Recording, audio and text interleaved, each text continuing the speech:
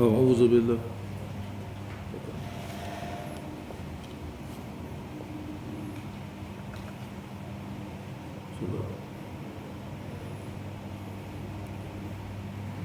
أعوذ بالله من الشيطان الرجيم بسم الله الرحمن الرحيم السلام عليكم ورحمة الله تعالى وبركاته إن الحمد لله نحمده ونستعينه ونستغفره ونعوذ بالله من شرور أنفسنا ومن سيئات أعمالنا من يهده الله فلا مضل له ومن يضلل فلا هادي له وأشهد أن لا إله إلا الله وحده لا شريك له وأشهد أن محمدا عبده ورسوله قال رب اشرح لي صدري ويسر لي أمري واحلل عقدة من لساني يفقهوا قولي سبحانك لا علم لنا إلا ما علمتنا إنك أنت العليم الحكيم ولا حول ولا قوة إلا بالله العلي العظيم ولا حول ولا قوة إلا بالله العلي العظيم ولا حول ولا قوة إلا بالله العلي العظيم بسم الله ما شاء الله لا يسوق الخير إلا الله بسم الله ما شاء الله لا يصرف سوءا إلا الله بسم الله ما شاء الله ما كان من نعمة فمن الله بسم الله ما شاء الله ولا حول ولا قوة إلا بالله العلي العظيم الله الكافي وربنا الكافي قصدنا الكافي وجدنا الكافي لكل الكافي كفنا الكافي ونعم الكافي الحمد لله مسلمين ومسلمات mukminin dan mukminat walau di mana saja mereka berada, mudah-mudahan moga-moga kita semua serta ahli keluarga kita, jiran-jiran kita, masyarakat setaman kita ataupun sepahaman kita ini mudah-mudahan sentiasa dalam rahmat Allah dan kasih sayang Allah Subhanahu wa taala. Amin ya Allah, amin ya rabbal alamin. Wa qala al-musannifu rahimahullah ta'ala Syekh Abdul Qadir bin Abdul Muttalib Al-Bandili Al-Indonesi rahimahullah ta'ala manafa'an Allah bi'ulumihi fi darainin amin ya rabbal alamin. Kita menggunakan kita sama pengajian ataupun muzakarah ilmu kita menggunakan kitab Penawar Bagi Hati. Kita masih lagi membicarakan bab 7 anggota. Kita masih lagi di anggota yang keempat. Selepas kita bicarakan bab mata, kedua telinga,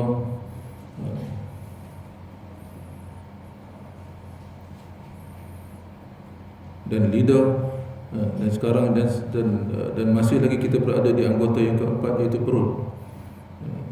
Di mana ketujuh-tujuh anggota ini Allah jadikan yang pertama sekali tujuan yang utamanya untuk makrifah akan Allah ataupun kenal akan Allah Subhanahu wa taala, supaya kita kenal bahawa tidak ada satu kuasa pun yang maha kuasa menciptakan anggota-anggota ataupun panca indera yang ada pada kita ini melainkan Allah Subhanahu wa taala yang maha kuasa.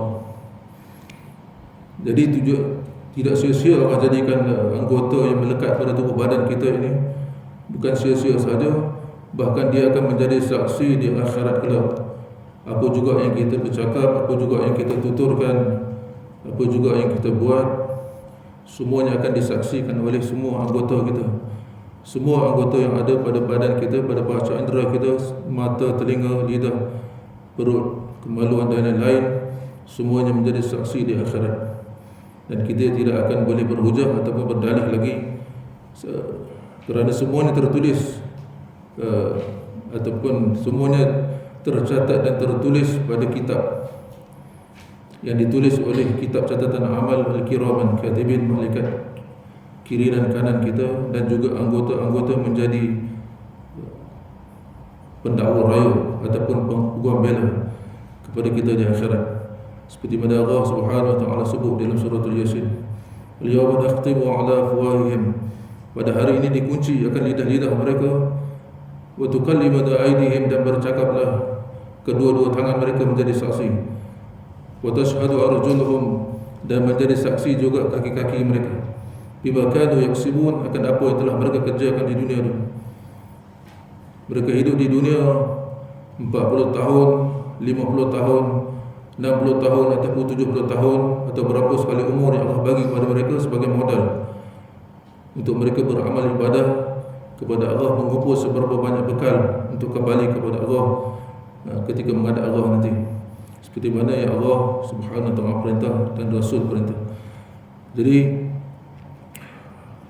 seperti mana anggota-anggota lain, perut juga adalah tidak kurang penting berbanding dengan anggota-anggota lain. Bahkan boleh dikatakan antara yang terpenting dalam anggota badan kita itu perut. Kerana perut ni segala nikmatnya akan terasa di perut. Lidah cuma kita makan makanan, kita akan rasa manis, masin dan lain-lain. Tetapi yang berasa sedap, berasa nikmat makanan itu perut. Begitu juga dengan nikmat jimat. Terasa sedap jimat itu di perut. Ada kata perut kita sihat, maka sedaplah jimat tu. Sedaplah kita makan, kita rasa sedap makanan tu. Ada kata perut kita tak sihat, perut kita, anggota-anggota yang ada dalam perut kita ada masalah, maka jimat pun tak sedap, makan pun tak sedap.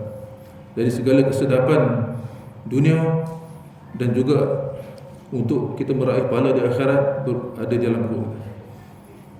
Jadi selain fungsi dia untuk memproses makanan yang kita makan, minuman yang kita minum, dan kemudian ditukar kepada jadi darah, dan selebihnya dikeluarkan sebagai hampas ataupun najis, yang selebihnya menjadi darah dan juga daging dan lain-lain.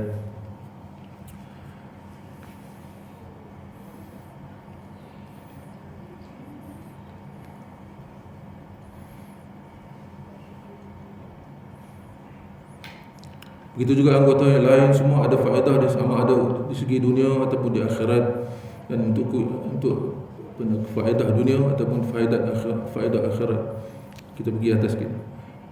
Dan faedah bangsa agama, beberapa faedah bangsa dunia ataupun faedahnya yang bangsa agama, maka memberi oleh perut itu segala badan akan bantuan daripada yang berubah di dalamnya daripada makanan kepada darah dan kepada air mani, dan dengan dia mendapat anak dan berkekalan oleh manusia.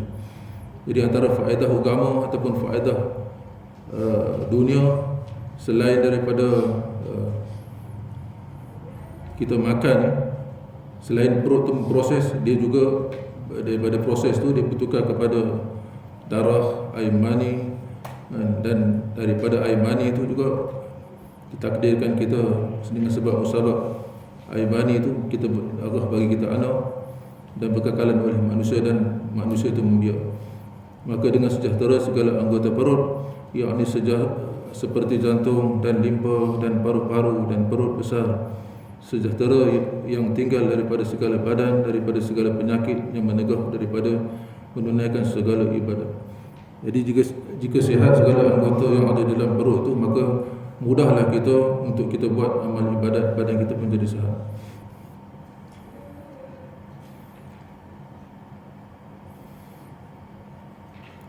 Dan adapun faedahnya bangsa dunia, maka menyempurnakan kesedapan segala makanan dan menunaikan dan minuman dan jima. Kerana ketiga-tiga itu, minum, makan dan jima, adalah ia pada ketika sihat perut. Kalau sihat perut kita, maka sedaplah kita makan, sedap kita minum, sedap jima. Dan bermula mensyukuri nikmat perut itu. Cara untuk kita syukur akan nikmat perut yang Allah bagi kepada kita, memeliharanya daripada makanan yang haram dan syubhat. Jadi cara kita nak bersyukur atas nikmat perut yang Allah bagi ini, kita kena pastikan apa yang kita makan betul-betul halal. Seperti mana Nabi kata, al-halal bayyin, halal itu jelas, al-haram bayyin, dan haram itu jelas. Tapi takutilah kamu di antara keduanya, iaitu syubhat. Mungkin halal ni kita tahu yang mana halal, yang haram tu kita tahu, tapi syubhat ni banyak kita makan. Sebab syubhat ni dia sama-sama benda yang kita tak tahu, dia duduk di antara halal dan haram. Kebiasaannya syubhat ni dapat kita kesan daripada hati kita.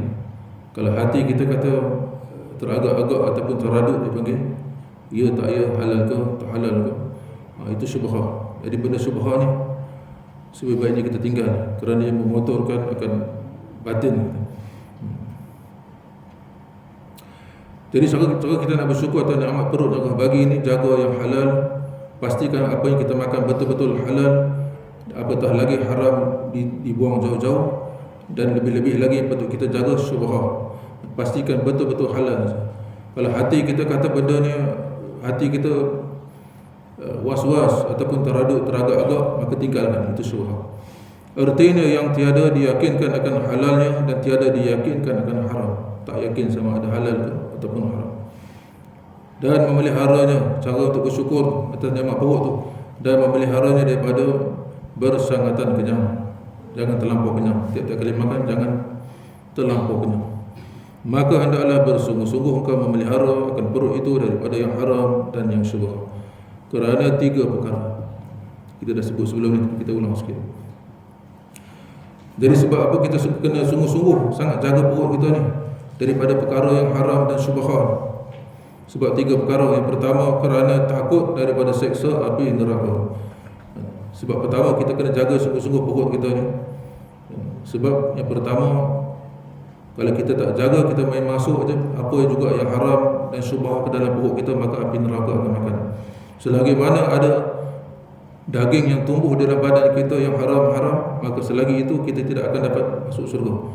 Walaupun kita ada iman sekalipun, selagi mana daging kita ada yang haram, maka api neraka akan makan terlebih dahulu.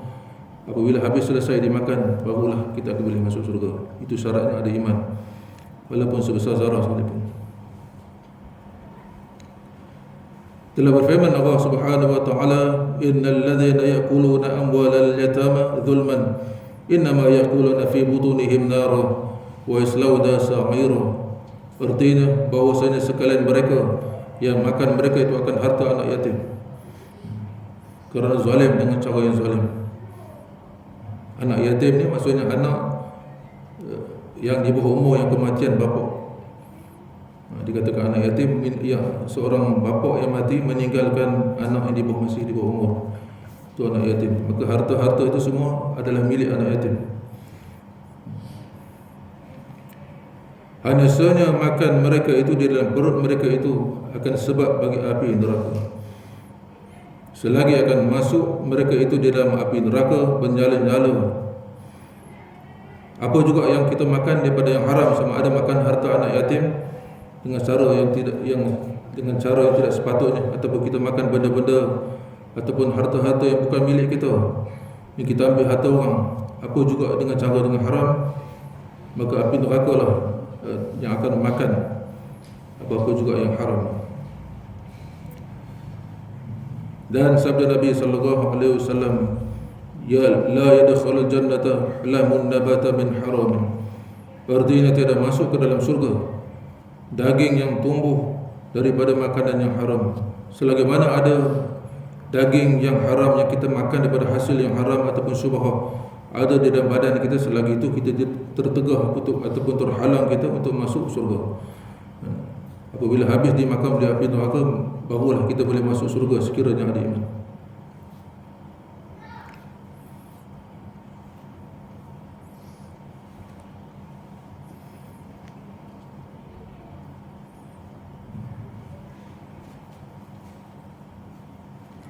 Dan sabda Nabi sallallahu alaihi wasallam, kullu lahmin nabata min suhtin fannaru aula bihi.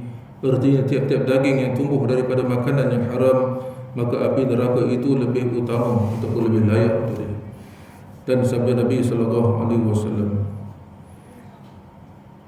faman ittaqa asyubuhati faqad istabara'a li dinihi wa ardihi.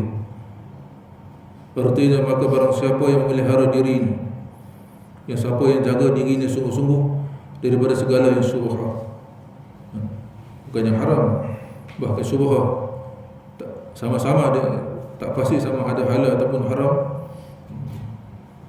maka siapa yang jaga sungguh-sungguh ini panggil orang warak. Orang yang warak ni orang yang jaga yang halal dia dah jaga dah, yang haram pun dia jaga, yang syubhat lebih-lebih lagi dia jaga. Ini orang warak. Dia tidak akan masukkan dalam perut dia melainkan yang betul-betul yang jelas-jelas halal. Jadi siapa-siapa yang sungguh-sungguh jaga diri dia daripada perkara yang syubhah, maka bersungguh-sungguh telah menuntut bersih ia akan agama. Maka orang yang menjaga sungguh-sungguh akan perkara syubhah ni, dia hanya pastikan yang masuk dalam perut dia betul-betul halal, maka orang ini sebenarnya dia telah membersihkan agama dia dan juga membersihkan diri. Jadi orang-orang warak ni, sebab tu disebut warak. Maka salah satu tanda ciri-ciri wali-wali Allah warak. Kalau wali Allah tu tak ada warak, itu mustahil. Seorang wali dia mesti ada warak. Sebab yang pertama, hasil yang menjadi penyakit hati ataupun yang menjadi dosa, yang menjadi berat dalam badan kita ni untuk beramal ibadah, ataupun terhalang doa kita daripada mustajab, ataupun terhalang amal ibadah kita daripada makbul, insya-Allah adalah makanan yang kita makan. Jadi seorang wali Allah ataupun orang yang hampir kepada Allah tu pasti dia akan jaga makan, terutama yang syubhat. Dia akan pastikan yang betul-betul halal saja yang masuk dalam perut. Maka ini disebut orang yang warak.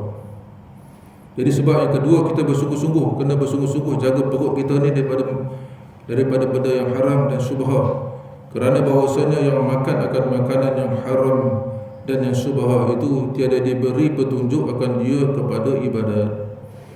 Orang yang jenis makan benda-benda yang haram lazim sentiasa, tak peduli makanan dia haram ke ataupun syubhat terutamanya, tak peduli dia, maka orang ni Allah pasti takkan bagi petunjuk pada dia. Jadi benda-benda kebaikan takkan boleh dibuat, walaupun orang cakap macam mana sekalipun, bagi nasihat macam mana sekalipun, takkan boleh terima nasihat, kerana Allah tak bagi petunjuk pada dia. Kerana tiada patut bagi mengerjakan ibadat itu melainkan yang suci daripada segala kekotoran. Jadi tak patut Allah bagi kepada seorang yang dalam dirinya penuh dengan benda yang kotor, benda-benda yang haram, benda-benda syubhat. Daging yang tumbuh di dalam tubuh badan dia, semuanya darah yang mengalir dalam tubuh badan dia, semuanya hasil daripada benda-benda yang haram, benda-benda yang syubhat. Maka tak patut Allah bagi orang macam ni petunjuk, tak patut Allah bagi kepada orang jenis macam ni akan kebaikan, pahala dan sebagainya. Sama ada kekotoran yang dapat dilihat sahih, dapat dilihat dengan mata seperti najis, ataupun kotoran yang tiada dapat dilihat seperti hadas kecil dan hadas besar, dan makan yang haram dan yang syubhat.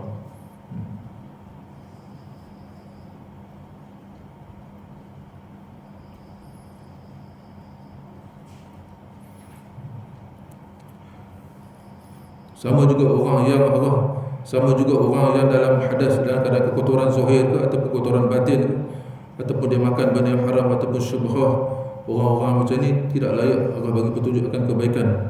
Maka orang yang sentiasa pastikan dirinya bersuci, dan sama ada zahir ataupun batin, orang yang sentiasa pelihara diri dan saya orang jenis macam ni sentiasa dalam petunjuk Allah. Kalau Allah nak bagi kebaikan pada dia pun dalam keadaan dia bersuci. Maka dalam keadaan kotor, maka Allah tidak akan bagi sebarang petunjuk ataupun kebaikan. Begitu juga yang kita makan benda-benda yang haram ataupun syubhat, selagi mana ada benda haram dan syubhat dalam badan kita, selagi itu Allah tak bagi petunjuk, Allah tak bagi kebaikan kepada kita. Yang ketiga, sebab kita kena bersungguh-sungguh jaga perut kita daripada makan benda yang haram ataupun syubhat, bahawasanya yang makan akan makanan yang haram dan syubhat itu ditegah akan dia daripada mengerjakan kebajikan. Sama juga seperti tadi, Allah tak bagi petunjuk hidayah.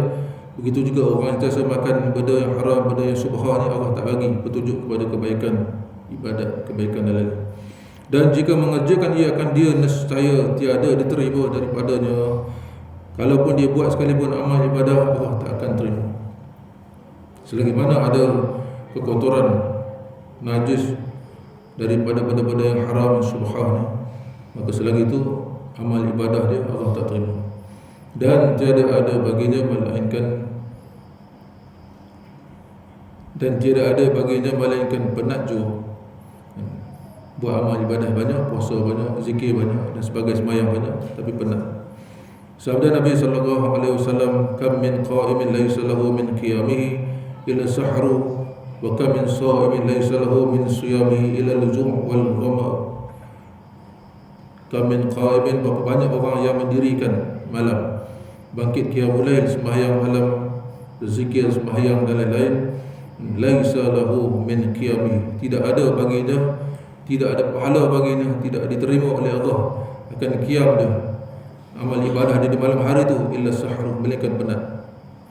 Wa kam min sha'imin, dan berapa ramai orang yang berpuasa, tak kira puasa sunat, puasa wajib, laisa lahu min siyamihi, tidak ada pahala bagi dia, tidak diterima akan ibadah puasanya. Allah tak terima amal ibadah puasanya, illa ju', melainkan lapar, wa dhama, dan dahaga sahaja. Artinya beberapa banyak daripada sembahyang malam tiada ada baginya daripada sembahyangnya, melainkan berjaga, benak berjaga, dan beberapa banyak daripada yang puasa tiada ada baginya daripada puasanya, melainkan lapar dan dahaga. Sebab di dalam dirinya ada najis, sama ada najis pada dagingnya sebab makan, dan darahnya sebab makan benda-benda yang haram ataupun syubhat, ataupun najis batin seperti pada penyakit-penyakit hati, ujub, riya, sum'ah, kabur dan lain-lain penyakit hati itu. Selagi mana ada kekotoran zahir dan batin, selagi itu Allah tidak terima amal ibadah kita. Segala amal ibadah kita penat, letih, lapar.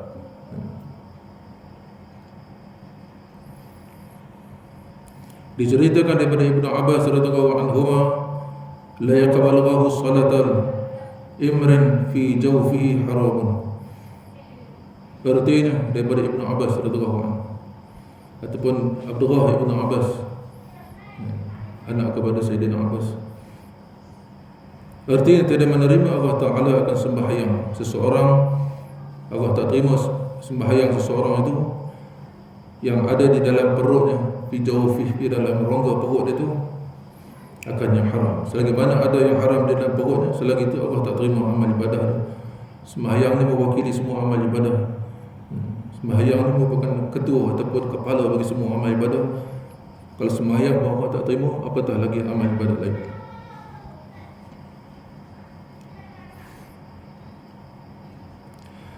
Adapun yang bersangatan kenyang, sangat kenyang, sentiasa kenyang makan. Kalau makan selagi mana tak kenyang, selagi itu tak berhenti. Orang yang jenis macam ni, orang yang jenis bersangatan kenyang ni, maka hanya sahaja dituntut daripada menjauhkannya. Sepatutnya kita ahli ibadat ataupun kita nak menghampiri pada Allah, nak menghampiri diri kepada Allah ni, bukan jenis orang sentiasa kenyang, sentiasa banyak kelaparan. Dalam kitab tasawuf yang lain ada sebut, kalau kita nak termasuk di kalangan orang yang ahli ibadah, sekurang-kurang makan satu kali, satu hari sekali. Kalau lebih pada sekali, terkeluar daripada kategori ahli ibadat, ataupun orang yang nak menghampiri diri pada Allah ni terkeluar daripada kategori itu. Kalau kita nak masuk sekurang-kurang kategori, nak masuk orang yang nak menghampiri diri pada Allah, ataupun orang ahli abidin, orang yang ahli ibadat, sekurang-kurang makan satu kali sehari, daripada pagi sampai ke malam sekali makan. Jadi sepatutnya perut terlampau kenyang, sentiasa ni patut kita jauh. Kalau kita nak termasuk orang yang nak jadi ahli ibadat ataupun orang yang nak menghampiri diri pada Allah, kerana beberapa perkara. Jadi antara sebab-sebab kita kena jauh daripada sifat yang jenis makan sentiasa kenyang. Yang pertama, kerana bahawasanya banyak makan itu sebab bagi keras hati. Orang yang sentiasa kenyang, sentiasa makan banyak, orang macam ni keras hati. Apa juga petunjuk kebaikan, apa juga nasihat susah nak masuk. Jadi orang keras hati ni sifat pun keras lah. Bila hati keras, sifat pun jadi keras, jadi pengis, jadi susah orang nak bercakap. Hati keras.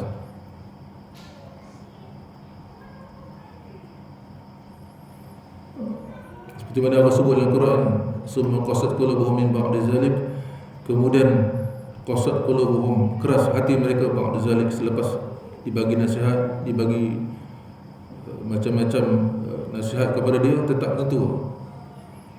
Kal hijaratun, seperti batu, asyaddu qaswa, bahkan lebih keras daripada batu lagi. Hati kita boleh jadi lebih keras daripada batu. Maksudnya hidayah, petunjuk kebaikan daripada Allah, tak boleh nak masuk. Nasihat tak boleh masuk.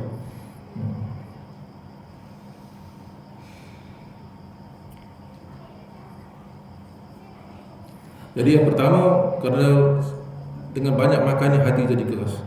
Yang kedua, bahawasanya pada banyak makan itu membangkitkan segala anggota yang sia-sia. Maksudnya dengan banyak makan tu, selain daripada hati keras, dia juga boleh menggalakkan anggota-anggota kita buat benda yang sia-sia. Sia-sia ni dia tak berdosa kan, tapi tak ada pahala tak ada, dosa pun tak ada, bahkan hampir kepada dosa lah. Asalnya benda sia-sia ni dia tak ada, benda-benda makruh lah, dia tak berdosa. Tapi disebabkan terlampau banyak kita buat benda sia-sia, boleh juga jatuh kepada dosa. Jadi dengan banyak makan ni, kita menggalakkan, mengkuatkan anggota kita untuk buat benda yang sia-sia, apatah lagi benda yang berdosa. Dan juga pada kejahatan, disebabkan anggota kita, nafsu kita kuat, disebabkan kita banyak makan, keras hati, maka anggota-anggota kita pun galak buat benda-benda jahat, buat benda-benda sia-sia. Bila buat banyak hati dah keras, banyak buat benda sia-sia, banyak buat kejahatan, ibadat kurang ataupun tak ada langsung.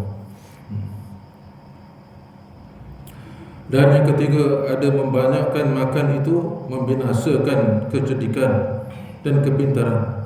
Disebabkan banyak makan, pertama keras hati, yang kedua menggalakkan anggota kita buat benda-benda sia-sia dan benda-benda maksiat, benda-benda kejahatan.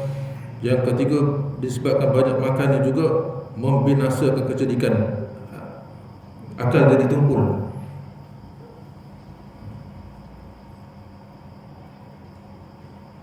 Membinasakan kecerdikan dan kepintaran, akal jadi lemah, akal jadi tak pintar, lemah otak itu. Dan sebab bagi sedikit faham dan pengetahuan, bila akal kita tumpul, akal kita tak cerdik, tak ada pintar di situ, disebabkan lemah otak kita, maka pengetahuan pun susah nak masuk, tak faham-faham, susah faham. Dan yang keempat, bahawasanya banyak makan itu sebab bagi sedikit ibadat. Bila dah banyak makan, kurang ibadat, berat, badan berat, jadi sikitlah ibadat kita. Banyak tidur, banyak makan. Kerana bahawasanya manusia itu apabila membanyakkan, ia akan makan nescaya ataupun pasti berat badannya. Bila berat badan, mengantuk matanya. Bila dah berat badan, mengantuk mata, ibadat tak ada, banyak tidur. Dan yang kelima, bila perut kita ni terlampau sangat kenyang, bahawasanya membanyakkan makan itu sebab bagi ketiadaan sedap mengerjakan ibadat. Bila berat badan, banyak tidur, bila nak ibadat pun tak sedap, berat badan. Dan yang kelima, bahawasanya membanyakkan makan itu ditakuti jatuh kepada haram dan syubhah. Bila kita banyak makan, pantang, ada kedai yang viral, kita pergi makan sana makan sini, kedai sana kedai sini, orang kata sedap sana, kita pergi. Orang kata kedai itu sedap, kita pergi. Jenis makan-makan banyak ni, ditakuti jatuh kepada apa kita makan tu, benda-benda yang haram ataupun syubhah. Sebaiknya kita masak di rumah. Kurangkan kita makan di luar, banyakkan kita masak di rumah. Dan yang ketujuh, bahawasanya padanya menyusahkan hati dan mempenatkan badan pada mencari.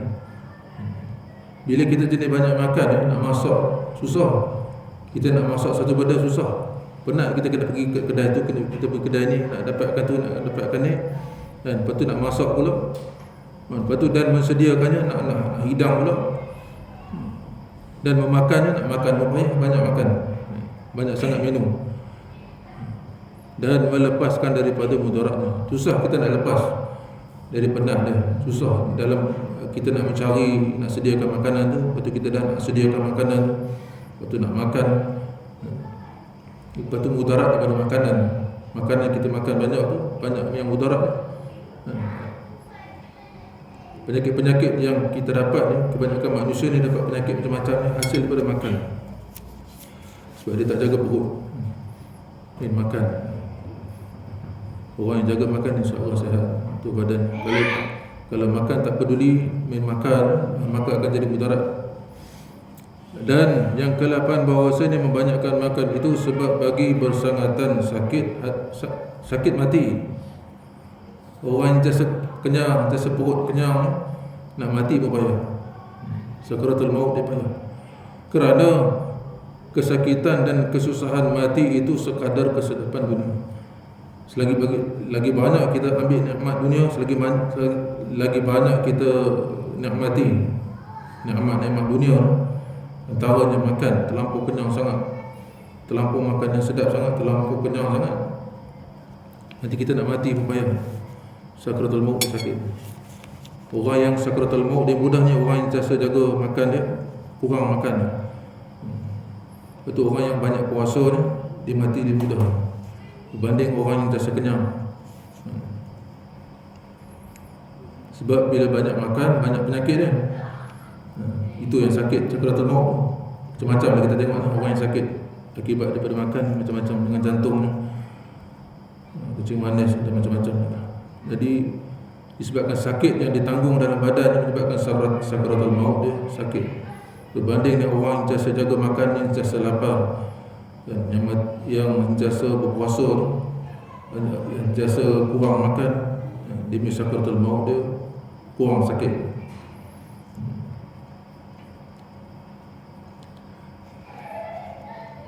Kata ulama, orang yang soleh ataupun wali-wali Allah, yang orang yang hampir kepada Allah tu, mati dia ataupun ditarik nyawa dia seumpama dia dahaga sangat, tiba-tiba dibagi air yang sejuk diminum seumpama tu.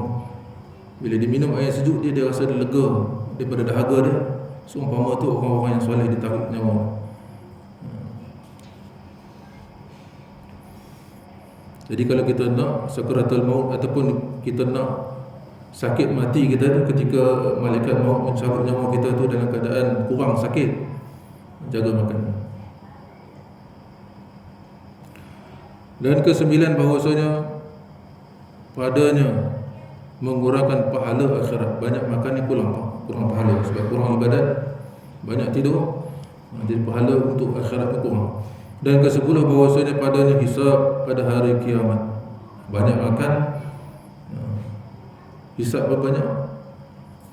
Allah katanya daripada mana kita ambil duit untuk beli makanan, daripada mana makanan yang kita duit yang kita gunakan tu banyak untuk makan ataupun untuk beramal ibadah, untuk keperluan nafsu saja dan bukan untuk ibadah. Allah tanya daripada mana harta ni kamu dapat, ke mana harta kamu belanja. Adakah kepada makan-makan saja? Allah katanya, setiap apa yang kita guna, kita belanja harta benda kita ni akan ditanya oleh Allah. Itu harta yang halal. Kalau harta yang haram, terus akan diazab oleh Allah. Harta yang halal akan dihisab oleh Allah satu persatu. Telah menyebut akan 10 perkara ini oleh Al-Imam Al-Ghazali rahimahullah ta'ala di dalam Minhajul Abidin. Telah ada yang beberapa hadis Nabi sallallahu alaihi wasallam pada mencela akan kenyang setengah daripadanya.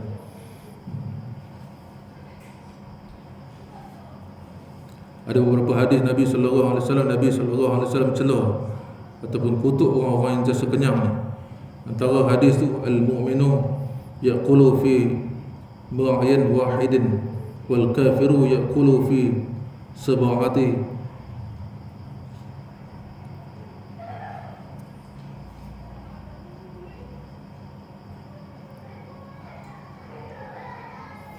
Jelas apa tu? Kata apa?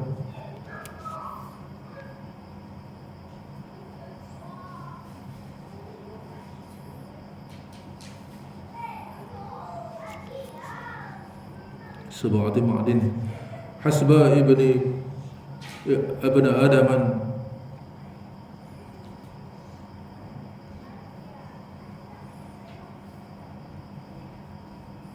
luqaymatun yuqimna salbuhu in kana wala budda fa haqqahu thuluthu lit'ami wa thuluthun lisyarabi wa thuluthun linafsi. sab'atin. Artinya bermula orang yang sempurna iman. Kata Nabi, orang yang betul-betul sempurna imannya, makan ia pada satu perut. Orang mukmin al-mu'minun yaqulu fi ma'id wahidin. Kalau orang itu betul-betul beriman kepada Allah, orang jenis beriman kepada Allah, dia akan makan dengan satu perut dia. Wal kafiru yaqulu fi sab'atin ma'din. Sedangkan orang-orang kafir ni makan dengan 7 perut dia. Memada akan anak cucu Adam itu beberapa suap yang membetulkan akan tulang belakang. Kita makan ni sekadar untuk nak meluruskan tulang belakang kita, menguatkan tulang belakang kita. Jika ada ia menuntut tambah dan tak dapat tiada daripada menambah, maka sepatutnya satu per tiga bahagi kepada 3 perut kita ni. Sekurang-kurangnya perut kita ni kena bahagi kepada 3. 1/3 bagi makan, dan 1/3 bagi minum, dan 1/3 bagi mengeluarkan nafas udara. Wallahu a'lam. Jadi maksud Nabi ni, orang beriman dia akan kurangkan makan. Seumpama dia makan dengan 1 perut, kurang makannya berbanding dengan orang kafir. Kalau sifat orang kafir ni, dia seumpama dia makan dengan 7 perut, seumpama dia ada 1 perut je, tapi Nabi umpamakan dia makan dengan 7 perut tu. Maksud terlampau sangat makan, banyak sangat makan. Kalau kita orang beriman tak akan makan dengan 7 perut ni. Kita sebab Allah bagi 1 perut je, bukan 7 perut. Jadi orang kafir ni makan melampaui batas, seumpama dia ada 7 perut. Sedang kita orang beriman ada 1 perut. Jadi kalau kita betul-betul beriman, makan dengan 1 perut, bukan dengan 7 perut. Sekurang-kurangnya pun bahagi perut kita ni kepada 3. Makan 1/3, minum 1/3, nafas boleh juga bernafas 1/3.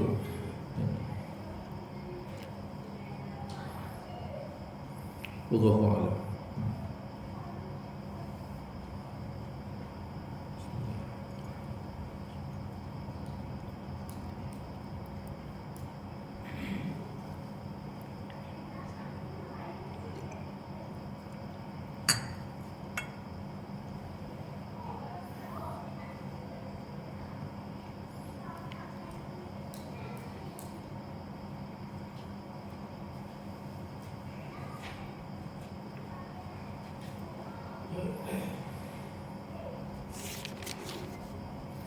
Boleh.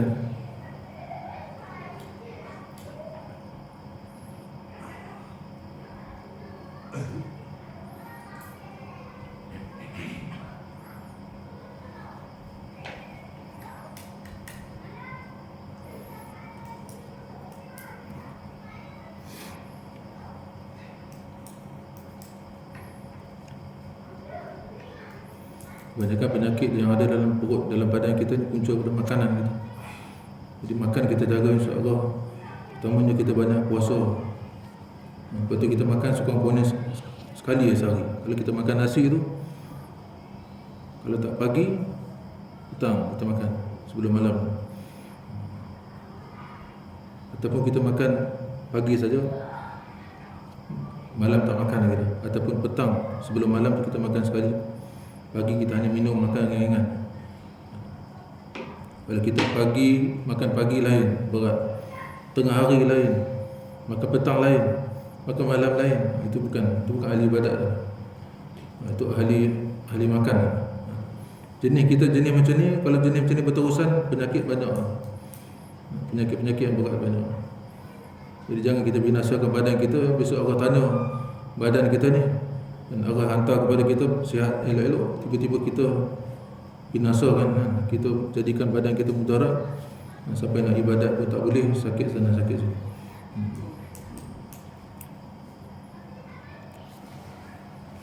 Allah.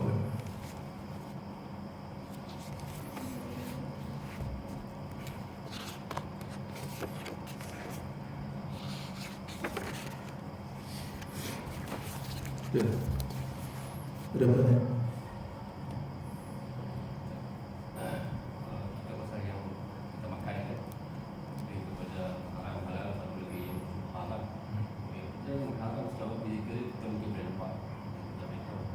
Benda yang halal datang daripada Allah Taala pun kita dah beritahu. Cuma sekarang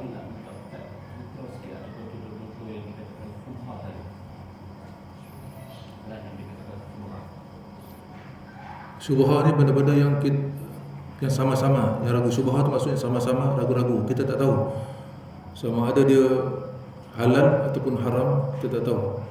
Walaupun pada zahir ni kita nampak halal, contoh.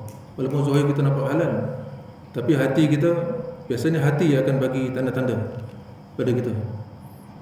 Allah sebut dalam Quran, ma kazaba fuadu mar'a, tidak mendustakan ataupun hati kita tak menipu apa benda yang dilihat. Jadi syubhah ni kita tak dapat kesan melainkan dengan cara batin juga. Sebab syubhah ni benda-benda yang batin kita tak nampak dengan mata kasar, dan perlu batin untuk kesan. Jadi antara cara untuk kita nak tahu benda-benda syubhah ni kan, apabila hati kita ragu-ragu, taradud dia panggil. Walaupun benda tu halal, ada tanda halal contoh. Walaupun ada tanda halal sekalipun, tapi hati kita ragu-ragu.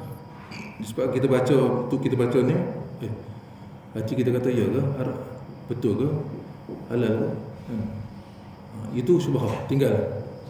Walaupun zahir mata kita nampak benda tu halal, tapi bila hati kita ada taradud, ada ragu-ragu, itu syubhah, benda-benda tu tinggal. Hati kita, biasanya hati kita yang akan beritahu. Sebab halal tu jelas, Nabi kita sebut halal tu jelas. Halal tu kita boleh nampak dengan tanda-tanda, dengan zahir mata kita boleh nampak. Tapi yang haram pun jelas. Yang syubhah ni tak dapat kita kesan dengan mata kasar, melainkan dengan cara hati kita beritahu. Bila benda-benda macam tu, kalau kita jenis jaga amal ibadat kita, jaga diri kita, jaga amal ibadat kita, kita akan tolak benda-benda syubhah. Walaupun di mata kasar kita nampak benda tu halal.